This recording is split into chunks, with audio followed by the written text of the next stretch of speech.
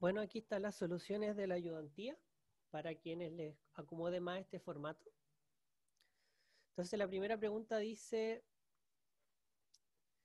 si tengo el vector menos 7,5, tengo que calcular su magnitud, dirección y vector unitario, que son algunos elementos o forman parte de lo que es un vector, ¿cierto? Los vectores tienen que tener dirección, magnitud y sentido. Entonces, lo primero es que existe muchas formas de escribir el vector. Ya, por ejemplo, nosotros aquí tenemos el formato par ordenado, ¿cierto? En el eje X y en el eje Y. Pero también se puede escribir o lo pueden ver como un vector de forma vertical. ¿Ya? Eso también se usa.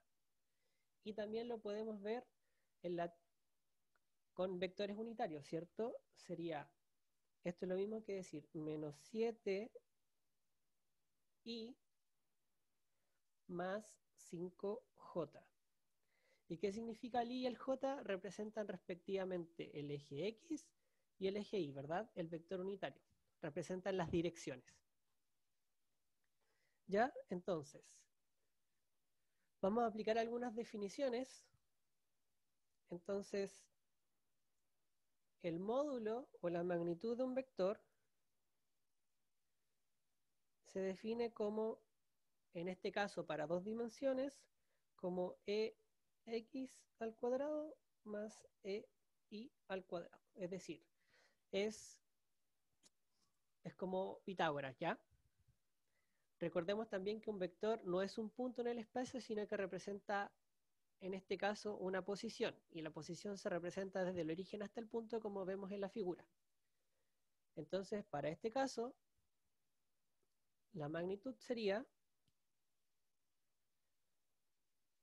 identifiquemos la componente X de E, y ese es el que acompaña al I, o el que aparece en la posición X, ¿cierto? Entonces sería menos 7. Recuerden que tiene que ir con los signos. Más la componente Y es 5. Así que sería 5 al cuadrado.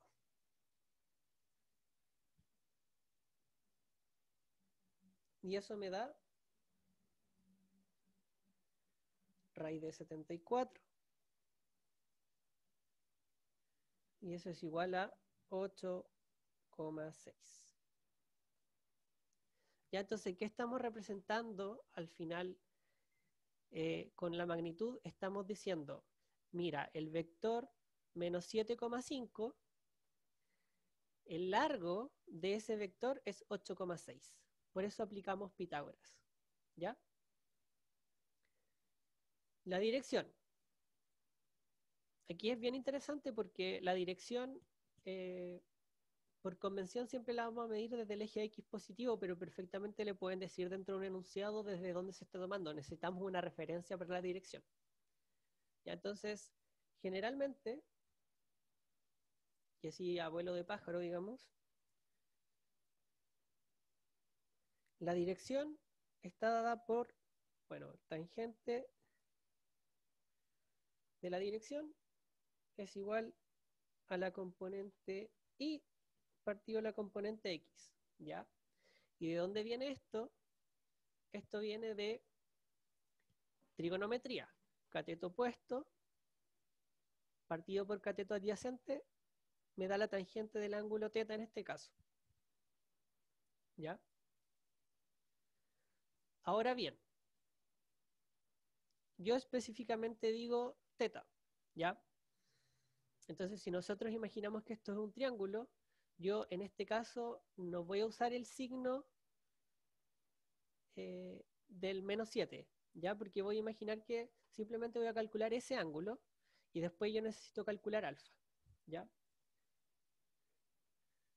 Entonces, hay que tener muy claro siempre entonces qué representa el vector y me va a quedar que tangente de teta en este caso es 5, ¿cierto?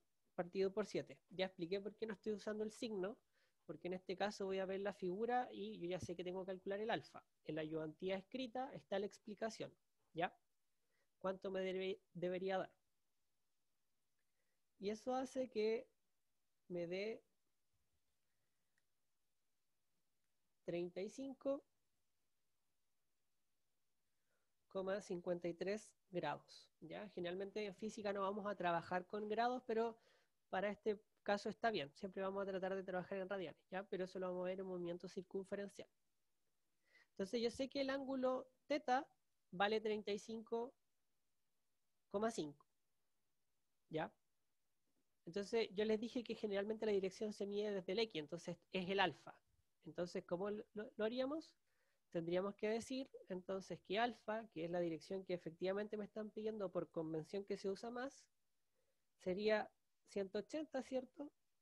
Menos los 35,53. Y eso me da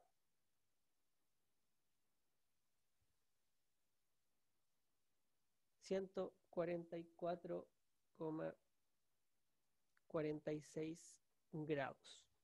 ¿Ya? Finalmente me piden el vector unitario. El vector unitario es un vector que por definición un vector unitario vale 1. Pero ¿cómo va a valer 1? Sí, acuérdense que cuando nosotros nombramos vectores siempre hablamos de que tienen más de una componente, pero aquí digo 1. Por definición, un vector unitario es aquel en que su magnitud vale 1. ¿Ya? Eso quiere decir que no necesariamente todas las componentes de este vector unitario van a ser 1, sino que el módulo va a valer 1. Ese es por definición. ¿Y por qué son muy útiles los vectores unitarios? Porque me dicen dirección. Entonces, por ejemplo, este vector unitario me da la dirección del eje X y este vector unitario me da la dirección del eje Y. ¿Ya? Entonces es súper útil porque significa que yo puedo multiplicar algunas cosas por estas direcciones y se me van a orientar como yo quiero. ¿Ya? Para los que sigan más adelante en la carrera se van a dar cuenta que no siempre trabajamos en el eje X y en el eje Y. ¿Ya? Entonces, nuevamente vamos a aplicar una definición de vector unitario y el vector unitario en este caso se define como el vector partido por el módulo del vector. Ya es una definición. Entonces, nosotros ya calculamos el módulo. Entonces, este vector unitario sería igual a menos 7, ¿cierto? Que era la componente X, partido 8,6, y más 5, partido 8,6, J. ¿Ya? Y en la ayudantía nosotros está comprobado, pero si ustedes hacen la norma de este vector, es decir, elevan al cuadrado la componente X e Y, se puede comprobar que este vector, la norma vale 1. ¿Ya? Y con eso queda resuelto el problema A. Ahora vamos con la pregunta B. Dice, un pez que nada en un plano horizontal tiene cierta velocidad. En este caso, tiene una velocidad de B sub I de 4I más J. ¿Ya? Metros partido por segundo. En un punto del océano donde la posición relativa a cierta roca es esto. Quiere decir que RI 10I menos 4J metros. ¿Ya? Entonces, RI es un vector de posición, BI es un vector de velocidad, ¿cierto? Y es súper importante que nosotros vamos a asumir que la roca, es decir, donde estamos calculando este vector de referencia, está en 0,0. Ya eso hace el problema mucho más simple y no se complican con elegir otra referencia. De hecho, el problema no se podría hacer si no les dieran bien el sistema de referencia.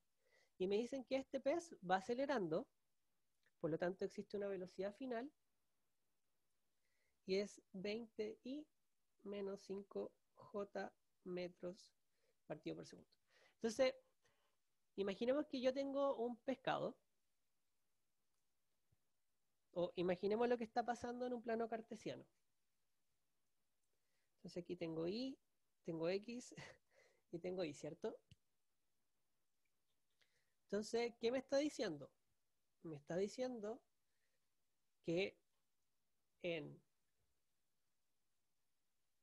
10 en la posición x y menos 4 en la posición y yo tengo al pez. Entonces voy a intentar. Entonces ese es mi vector posición. Entonces, ¿cómo se lee esto? Yo tengo el pescado en esta posición, ¿cierto? 10 y menos 4. Y la velocidad inicial es 4i más j. Quiere decir que en un segundo se mueve 4 lugares en la posición x positiva, es decir, el primer segundo estaría en 14 en x, y se mueve una posición positiva en el eje y. Es decir, después de un segundo la partícula estaría en el menos 3. ¿Se entiende? Eso quiere decir las velocidades. Entonces me están pidiendo las componentes de la aceleración. ¿Y por qué me piden las componentes? Porque claramente nosotros sabemos que esto, lo de i, corresponde a, por ejemplo, mi velocidad en el eje x y el j es mi velocidad en el eje y. Son las dos componentes, ¿cierto? Entonces yo puedo identificar las componentes x y las componentes y de la velocidad, como está puesto en la ayudantía un poco más formal. Y nosotros sabemos que existe esta fórmula, ¿cierto? Que deberíamos haberle recordado del ejercicio, que la aceleración es igual a la velocidad final menos la velocidad inicial por un delta tiempo. ¿Sí? Como pueden ver aquí, está escrito en vector. ¿Qué quiere decir esto? Que esto es válido. Si yo lo estoy haciendo, por ejemplo, para el eje X, o es válido si lo estoy haciendo para el eje Y. Entonces, ¿cómo voy a calcular las componentes? Las voy a hacer por separado. Voy a decir entonces que AX es mi velocidad final en X, que es 20, menos mi velocidad inicial en Y, o sea, mi velocidad inicial en el eje X, que es 4, partido por el tiempo que eran 20 segundos. ¿Ya? Y eso me queda 0,8 metros partido segundo al cuadrado.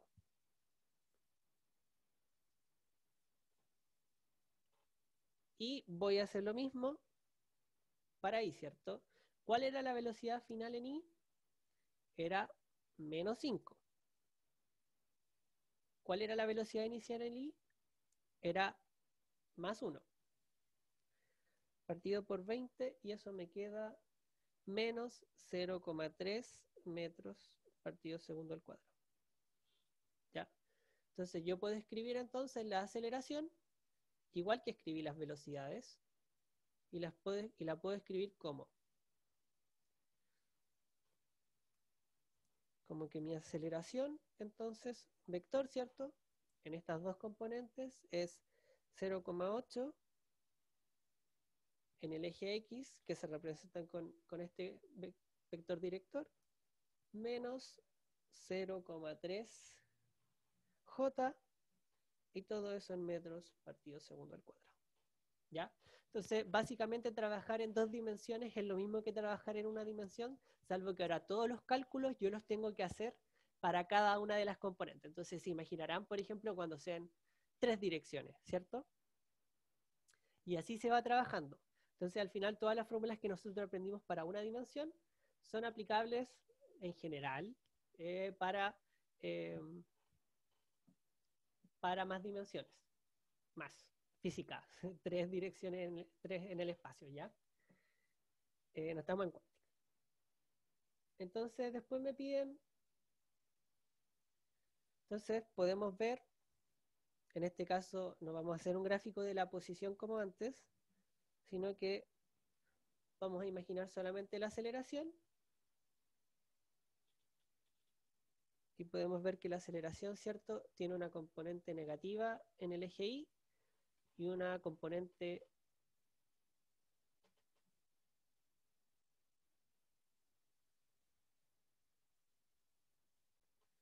ya. Lo siento, era para que no se aburrieran viendo la imagen. Entonces podemos ver que la aceleración tiene una componente positiva en el eje X y negativa en el eje Y. ¿Y por qué tengo que hacer esto? Nuevamente, porque cuando yo calculo la tangente voy a estar calculando ese ángulo, ¿ya? Y como ya les dije, generalmente se pide del eje X positivo. ¿Ya? Entonces, por ejemplo, ahora sí voy a ocupar el signo. Voy a decir, bueno, el tangente de este ángulo es igual a menos 0,3, ¿cierto? Partido por 0,8. Y pueden ver que el ángulo efectivamente me quedó negativo. ¿Ya? Y nuevamente tiene que ver con que está medido al contrario de cómo se miden los ángulos, ¿cierto? Los ángulos se miden antihorario y este se está midiendo horario. Entonces es válido dejarlo como menos 20,5 porque sí me dice con respecto al X, o simplemente podemos decir 360, ¿cierto? Menos 20,5. Y sería el ángulo alfa que está medido hacia el otro lado. Finalmente, lo último que me pide el problema es, bueno, ¿dónde está cuando han pasado 25 segundos? ¿Ya?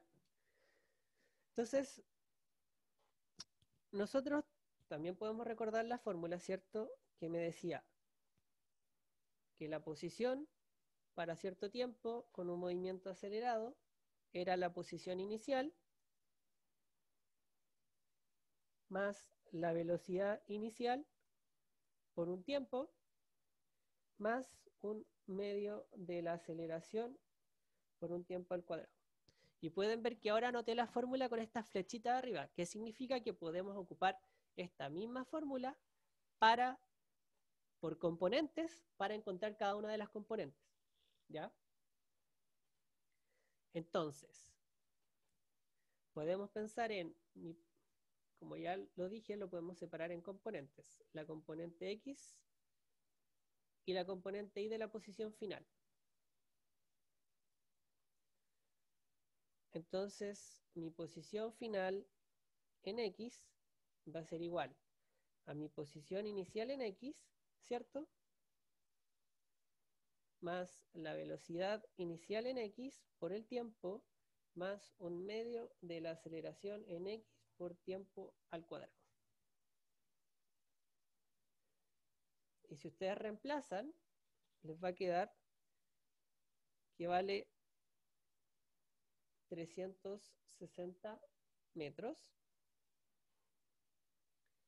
Y si hacemos el mismo cálculo para el eje Y, me quedaría que la posición final en el eje Y sería la posición inicial en el eje Y, ¿cierto? Más la velocidad inicial en el eje Y por un tiempo, más un medio de la aceleración en el eje Y por un tiempo al cuadrado. Y si ustedes reemplazan, les va a quedar menos 72,75 metros. Igual tiene sentido lo de la posición, ¿cierto? Y finalmente entonces lo podemos escribir y lo vamos a escribir como que la posición en el tiempo igual 25 segundos es igual a 360 y cierto que me indica la dirección X menos 72,75 en la dirección J, y nunca se olviden que esto es una posición y por lo tanto está en metros. Y con eso queda resuelto el problema P1B. Bueno, ahora pasamos a las preguntas 2, que tienen que ver con lanzamiento de proyectil. Antes de partir con la pregunta 2A, quisiera decirles que en el lanzamiento de proyectil, nuestra velocidad ahora va a estar en dos componentes. Voy a tener una velocidad en el componente X y una velocidad en la componente Y, ¿ya? Por eso era importante ver vectores antes de esta parte del curso. Entonces, como sale en la ayudantía también, si nosotros queremos descomponer nuestra velocidad inicial en su componente X, eso sería mi velocidad inicial, que vendría siendo la hipotenusa, por el coseno del ángulo alfa, ¿ya? ¿Y por qué? Porque coseno es la hipotenusa partido el cateto adyacente. Y si yo despejo el cateto adyacente, me queda la hipotenusa por el coseno del ángulo, ¿ya? Y es súper importante que en X esta velocidad va a ser constante. ¿Qué quiere decir eso? Que el móvil en la componente X siempre se va a desplazar con un cambio de posición constante o una velocidad constante, ¿ya? En cambio, la velocidad inicial en el eje Y yo la puedo descomponer como la velocidad inicial por el seno del ángulo. Ya nuevamente, el seno siempre tiene que ver con el cateto opuesto. Y en este caso el cateto opuesto tiene que ver con el eje Y. Y en el eje Y siempre se va a mover como caída libre. ¿Y qué quiere decir eso? Que mi aceleración siempre va a valer menos g. ¿Ya? Entonces ahora podemos ir al problema.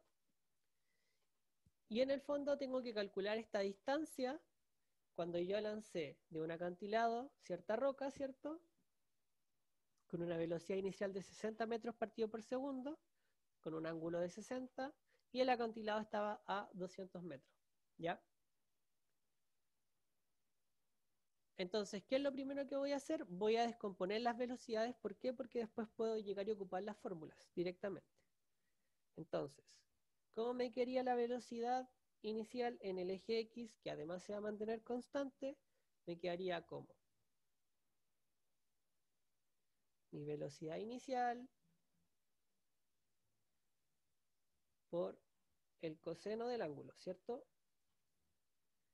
Y eso es 60 metros partido por segundo por el coseno de 60 grados.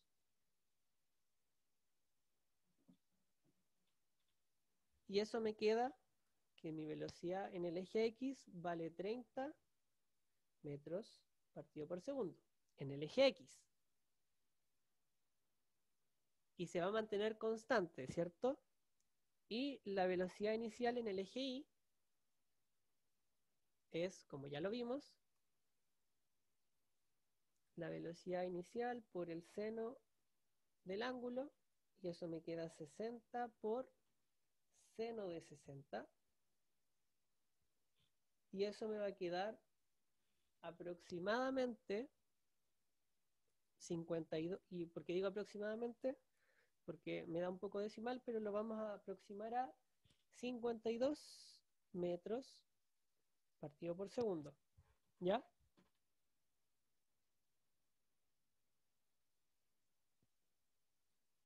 Entonces, ok, tengo descompuestas las velocidades y ahora voy a intentar aplicar las fórmulas que conozco para uno de los movimientos, ¿cierto? Yo digo, tengo que recorrer una distancia que no conozco, que de hecho le puedo poner un nombre. Pongámosle D, ¿ya? Entonces yo digo, en el eje X es muy fácil. ¿Por qué? Porque yo aplico las fórmulas de movimiento rectilíneo uniforme, que son las más simples. Entonces yo sé, en el movimiento rectilíneo, que yo sé que mi distancia es igual a mi velocidad por el tiempo. ¿Ya? Vamos a hacerlo un poquito más formal ahora y vamos a decir que mi posición, y lo voy a escribir incluso vectorialmente, era mi posición inicial más la velocidad por un tiempo. ¿Ya? ¿Por qué? Porque es súper importante en estos ejercicios y en este tipo de problemas que nosotros definamos bien un origen. ¿Ya? Y en este caso el origen para este problema va a ser el que se marcó un poco mal ahí, 0,0. ¿Ya? Entonces es súper importante reconocer dónde estoy o dónde partió el movimiento en relación a ese origen. ¿Ya? Entonces, yo puedo decir que mi distancia es igual a 0 más mi velocidad inicial en x por un tiempo. ¿Por qué? Porque pueden ver que para el eje x partí en x igual a 0. Así que mi posición inicial sigue siendo 0. Entonces la distancia va a quedar descrita, la distancia d que estoy buscando es d es igual a 30, que es la velocidad inicial en el eje x, por un tiempo. Y ese tiempo yo no lo conozco. Entonces, si bien la ecuación de movimiento rectilíneo uniforme era muy simple, me llevó a un callejón, entre comillas, sin salida, ¿cierto? Porque no puedo despejarlo. Entonces, ¿qué es lo que tendría que hacer? Lo que tendría que hacer sería aplicar las ecuaciones, pero para el movimiento ni. ¿Por qué? Porque vamos a ver que vamos a poder despejar el tiempo. Entonces, ahora ni.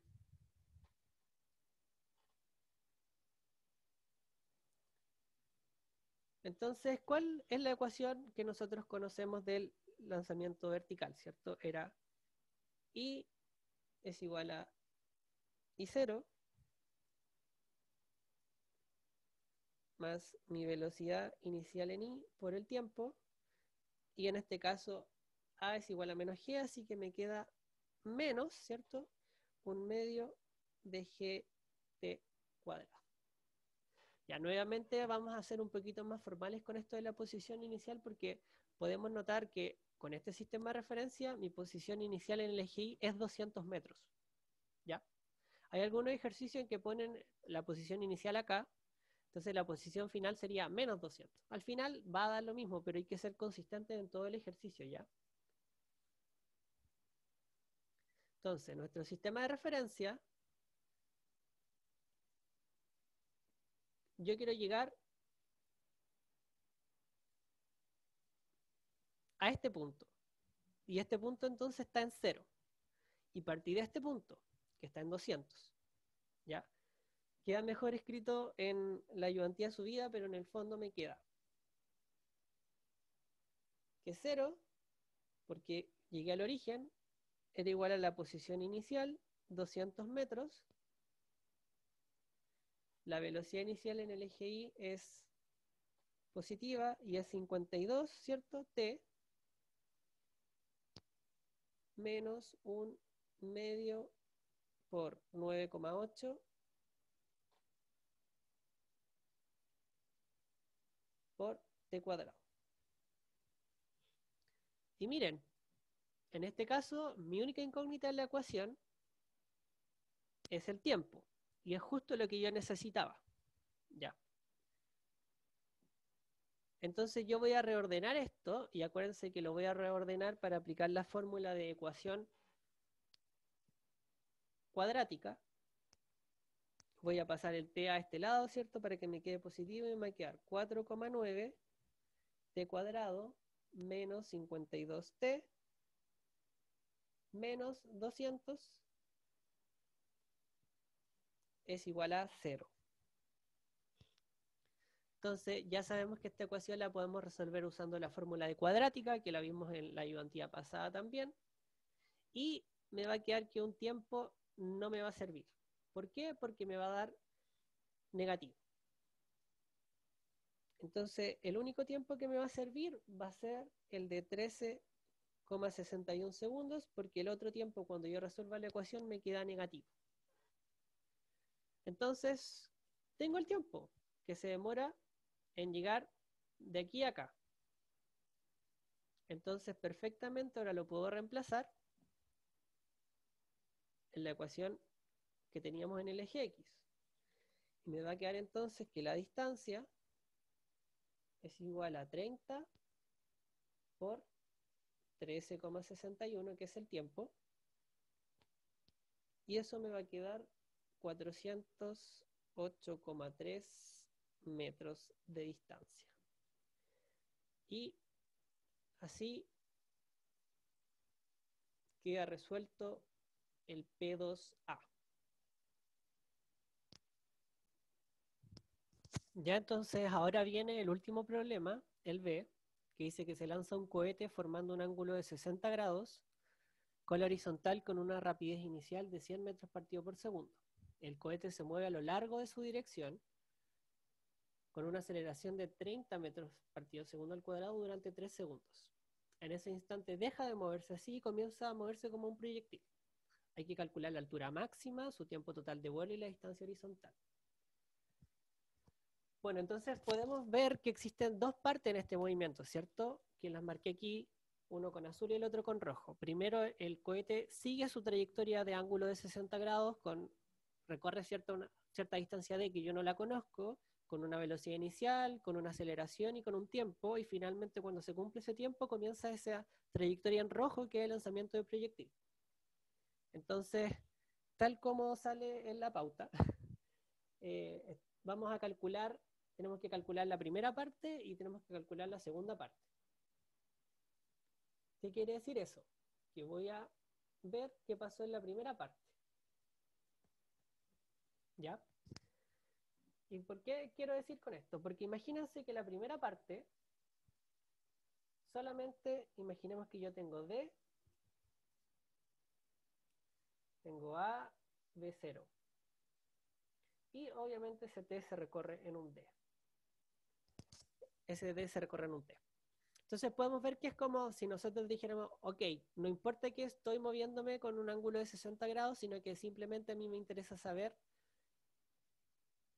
la distancia que recorrió. ¿Por qué? Porque necesito saber las posiciones iniciales del proyectil, ¿cierto? Para aplicar la fórmula.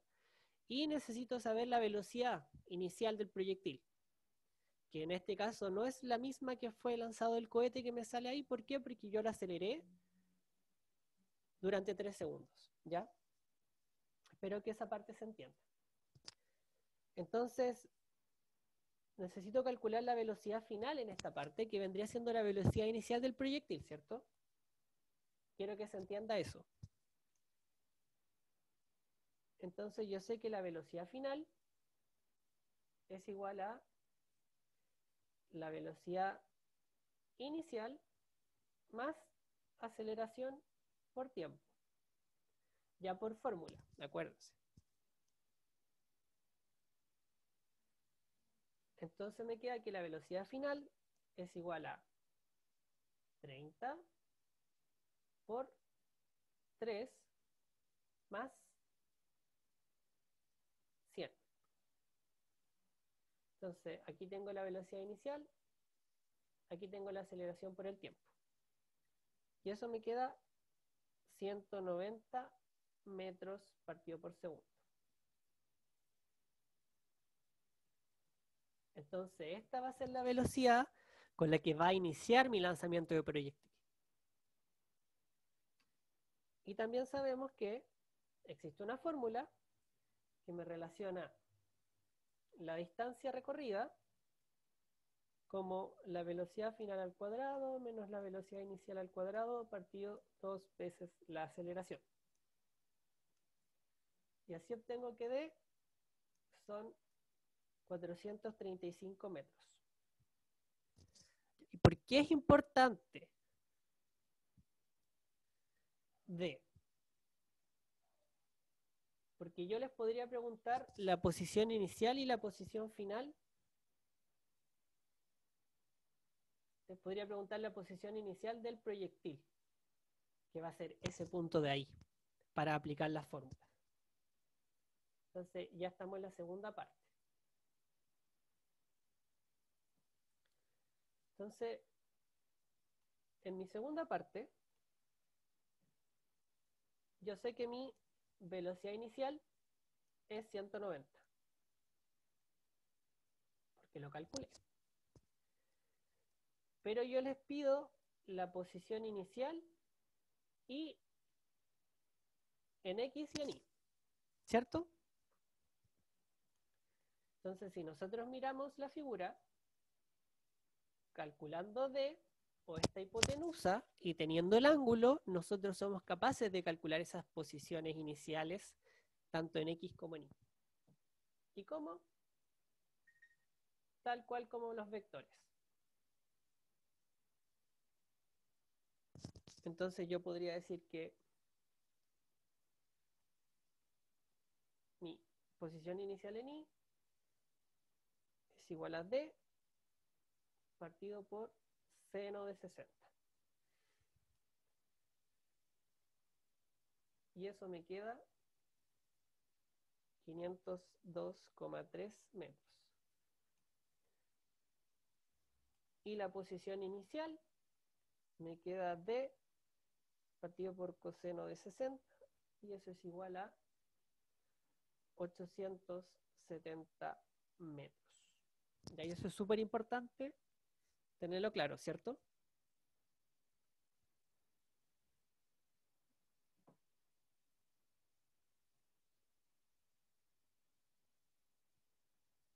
Entonces, cuando me pide la altura máxima, yo sé que en el lanzamiento de proyectil, ¿cierto? Es cuando, como es caída libre, es cuando la velocidad va a valer 0. Porque acuérdense que la aceleración siempre vale menos g. Porque en el fondo es hacia arriba, ¿cierto?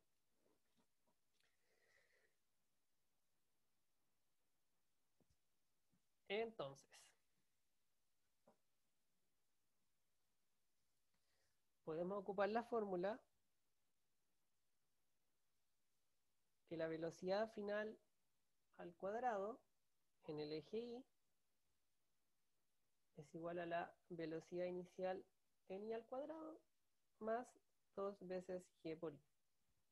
Ya. Que es más o menos la misma fórmula que ocupamos acá, pero en este caso para la caída libre. Entonces, ya les dije que la altura máxima es cuando esa velocidad vale 0. Entonces me quedaría que esta altura máxima sería la velocidad inicial en Y al cuadrado partido 2g. Pero yo no sé la velocidad en Y al cuadrado. ¿O sí? Sí la sé. Acuérdense que la velocidad en Y, por definición, era la velocidad inicial por el seno del ángulo, en este caso es 60, partido por 2 por 9,8. Y se me olvidó que todo esto va al cuadrado. ¿Sí? Entonces, la altura de este proyectil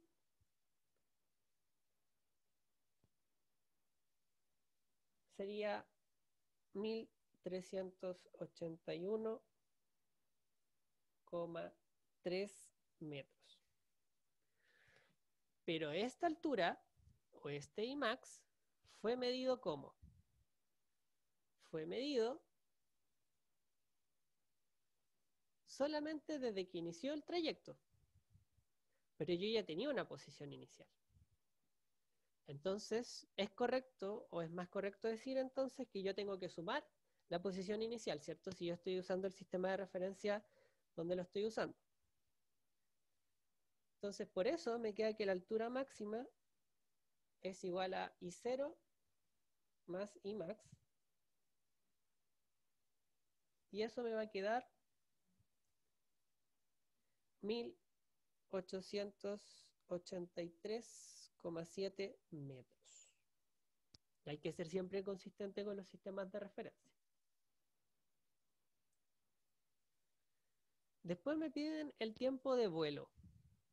Y como ya lo vimos en el problema anterior, la ecuación que siempre me va a resolver el tiempo es el de caída libre, es decir, la componente y del movimiento. Entonces, nuevamente, si yo pongo el sistema acá de referencia en 0,0 acá, yo puedo aplicar la fórmula.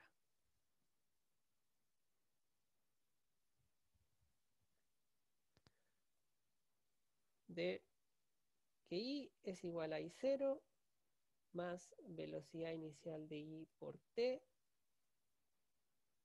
menos un medio de GT cuadrado. Entonces yo partí en una posición inicial, que la calculé, ¿cierto? Mi I0 vale 502. Y nuevamente, al término del lanzamiento de proyectil, yo voy a volver al origen o altura 0. Entonces me va a quedar 0 es igual a 502,3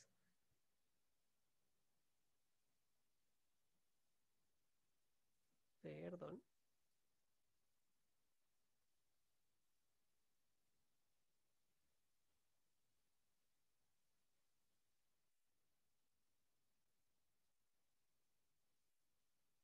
más mi B0 era 190 por el seno de 60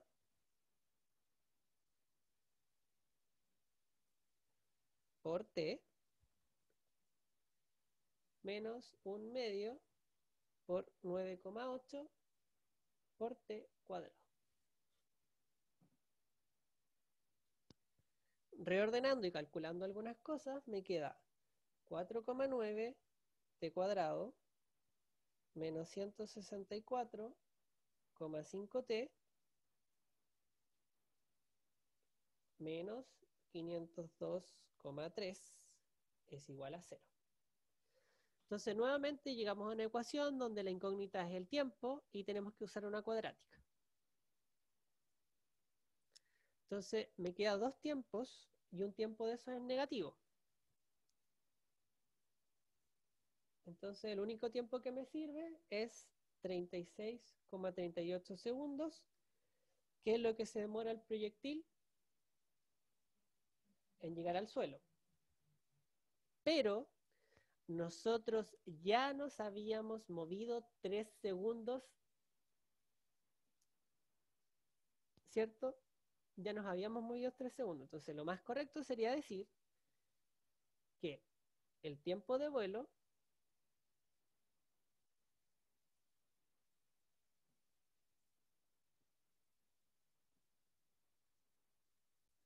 perdonen, se me fue la pantalla, pero les quería comentar entonces que el tiempo de vuelo sería ST1 más los 3 segundos, que fue lo que ya sé que se movió, ¿cierto? Y finalmente, me queda lo último, que es saber en qué posición quedó cuando cayó al suelo este cohete. Entonces nosotros ya lo vimos en el ejercicio pasado. ¿Qué vimos? Vimos que nosotros podemos ocupar la velocidad inicial en X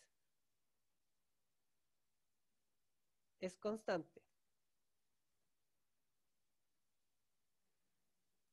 Entonces, mi distancia es igual a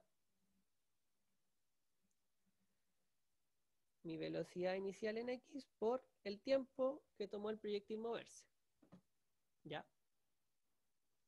En este caso no vamos a ocupar el tiempo de vuelo total porque esta ecuación solamente es cuando empezó a hacer un lanzamiento de proyectil y no cuando era un movimiento acelerado en esta diagonal. Entonces vamos a ocupar ese. Entonces voy a obtener que la distancia es 190 por el coseno de 60, porque así se ve la velocidad en el eje X, ¿cierto? por este tiempo, que es 36,38. Y eso me queda que la distancia es igual a 3.456,1 metros. Pero nuevamente, cuando yo hablo de esa distancia, me estoy refiriendo a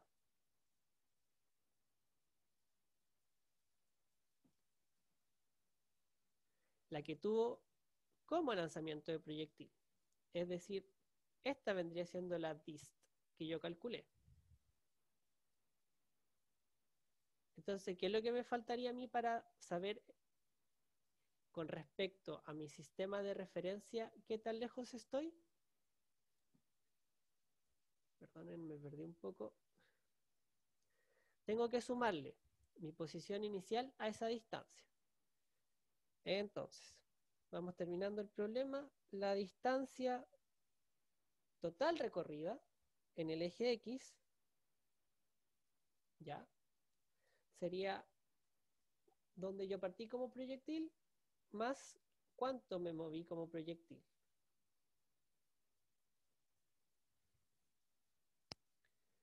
Y eso es igual a 4.326,1 metros. Con eso concluye el ejercicio. Quiero que se den cuenta qué datos puedo sacar cuando yo descompongo en ciertos movimientos y que así se trabajan los ejercicios. Cualquier duda, el día viernes.